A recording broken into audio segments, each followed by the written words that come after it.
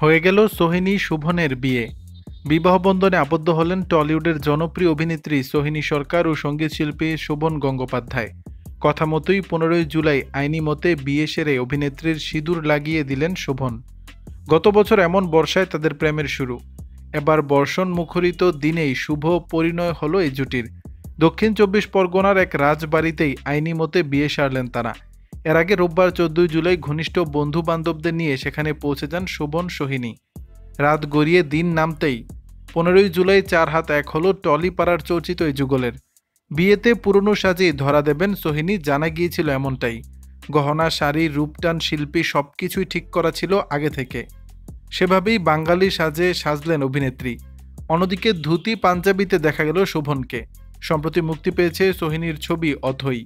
কিছুদিন আগেই এক সাক্ষাৎকারে সহ-অভিনেতা অনির্বাণ ভট্টাচার্য জানিয়েছিলেন, অথৈ হিট হলে হয়তো বিয়ে করতে পারেন সোহিনী। তেমনটাই করলেন অভিনেত্রী। 2023 সালের একটি অনুষ্ঠানে সোহিনী ও শোভনের প্রেমের সূচনা হয়েছিল। সে সময়ে সোহিনী অভিনেতা রণজয় বিশুর সঙ্গে সম্পর্কে ছিলেন। অন্যদিকে অভিনেত্রী স্বস্তিকা দত্ত ও শোভনের প্রেমের কথা কারো অজানা ছিল না। নেটাগরিকদের প্রশ্ন, শোভন সোহিনীর বিয়ের খবর তো প্রকাশ্যে এসেছে, কি করছেন তাদের প্রাক্তন সঙ্গীরা?